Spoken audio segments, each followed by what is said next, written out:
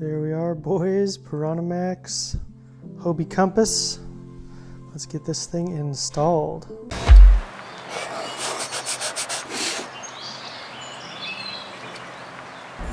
Hey y'all, Brandon here at Be Random Fishing.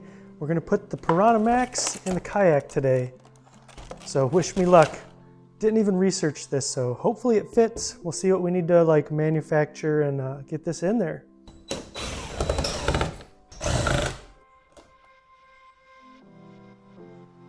Interesting. Remember that the screws are here. That's it, huh? The scupper hole goes all the way through, so we don't have to drill any holes. Let's go ahead and see what we need to do to make this bracket fit on the unit. Alright, so the unit's going to be on the other side of the kayak, so let's put this. All we really need is the transducer. The transducer is going to mount right here. Alright, the transducer cable's through. The power cable doesn't need to go through, just the transducer cable.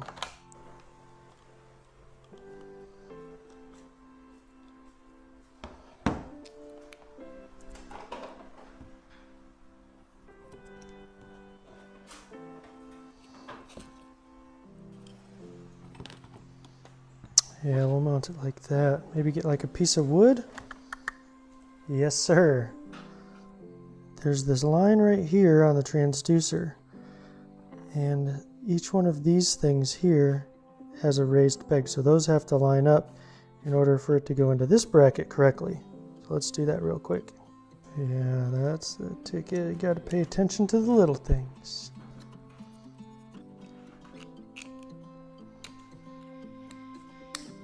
Now it fits perfect. Yeah, look at that. That fits pretty good. Now we need to manufacture some kind of piece of wood that I can mount in here and mount this to the piece of wood. Cool, so let's get that started. All I need is a block of treated lumber. I would like to use treated because it's going to be under the water all the time. No, you're not treated. None of you guys are treated. Looky there. Treated.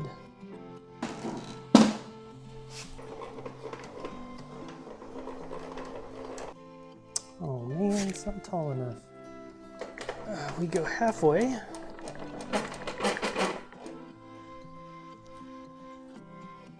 And then we just cut it, turn it over, cut it again. Alright, the block of wood has to be, yeah, like 1 1/16.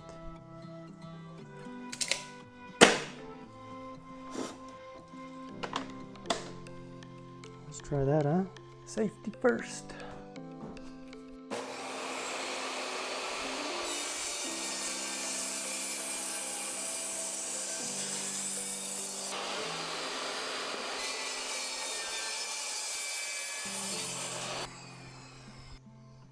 Look at that, it fits.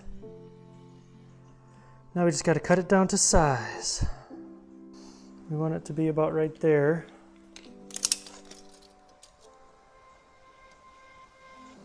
About 2 inches.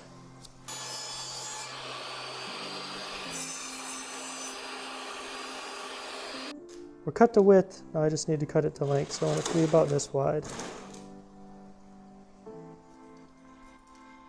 And we're replacing the windshield in the truck today. Heck yeah. There we go, guys. That looks good.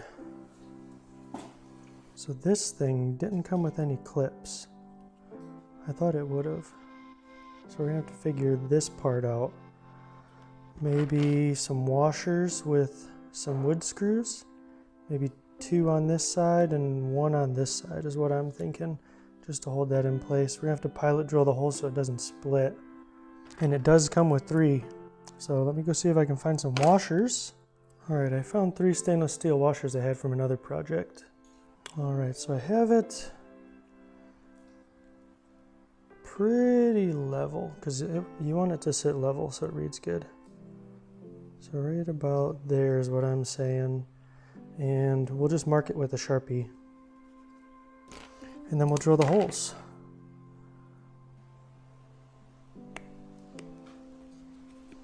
Perfect. Let's see here. Yes, so 1/8 drill bit is what we need. And I'm not going to drill the holes here into the kayak. So let me drill these holes. I'll be right back. I'll just finger start them. Here, just finger starting these.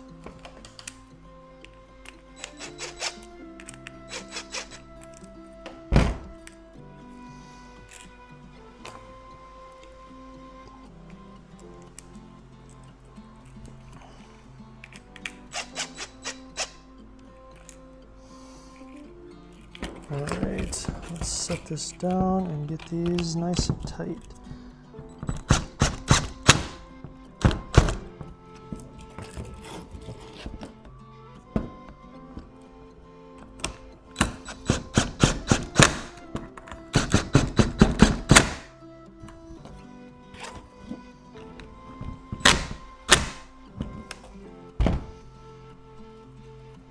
Oh, boys! I mounted a little lower than I thought I was going to, but let's go ahead and we can always adjust that. See how it's sticking out just a little bit? Let's see if this will mount, and we don't even need to worry about it. Oh yeah, there's plenty of wood. Plenty of wood. We don't even need to worry about it. So we're going to have to take the transducer off. And then put screws here, here, and here, right into this wood. Oh no! I hope that wasn't important. What just dropped? Oh, it was that other black piece. That's super important. I need to find that.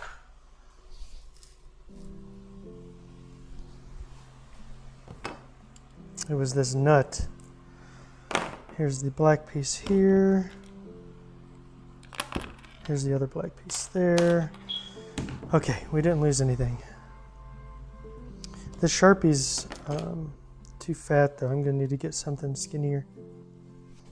All right, this pencil should work just perfect. So we want to mount this pretty much as high as possible. So I'm gonna put it just barely above that. Hopefully it clears this hole. All right, here's our new dots. Let me drill these holes. Let me make sure it's the same drill bit. These screws look smaller.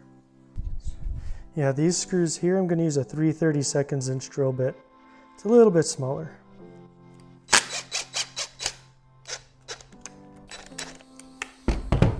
That looks pretty darn good, guys. All right, let's mount that transducer and see what we got.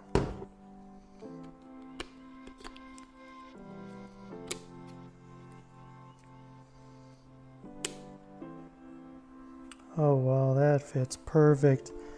Go ahead and get this in.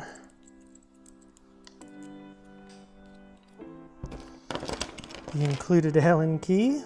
Nice touch. There we go. Oh shoot, I was supposed to remove that. Hopefully I still can.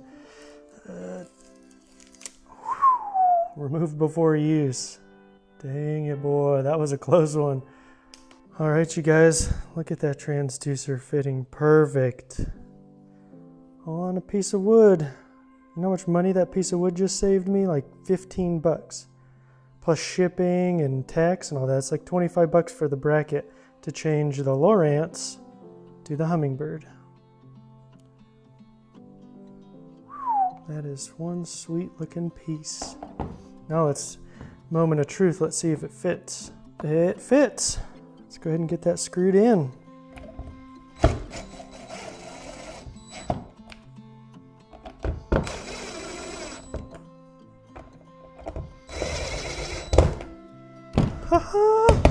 And look at it, just barely he sticks out the back there. That's cool. All right, so I had to drill a hole in a block of wood because, like, the way this kayak is set up, there's no way for me to mount the bracket.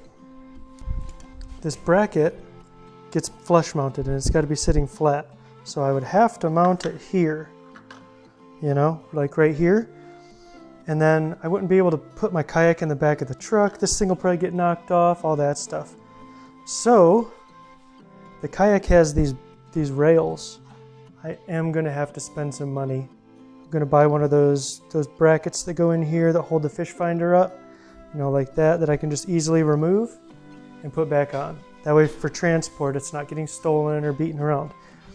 But for the time being, we got this block of wood, drilled a hole in it, and we should be able to mount the fish finder and just have it sitting here in the kayak with us. So we could still use it until that other stuff comes in. So ingenuity, man, DIY. Plus, I don't have to spend any extra money. You can just buy the fish finder, mount it to the kayak, and have the battery, of course.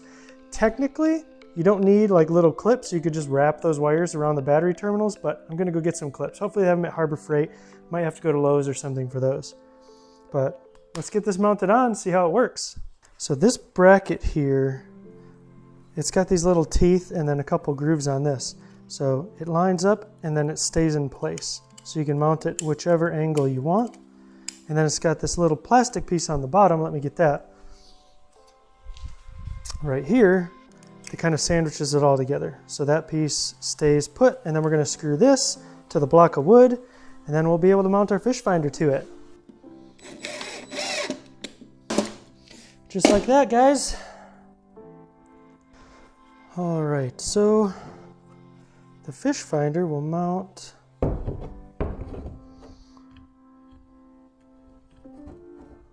on here.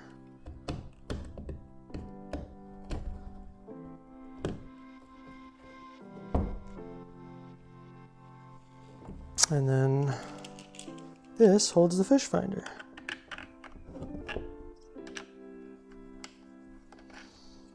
And it just screws on like that. Ta-da! It's mounted. I guess we really didn't need to drill that hole. I guess it's going to save us some weight. But we can just plug those wires right into the back. You know, just plug it right in. Just like that. And then just have everything kind of sitting here, you know, while we fish.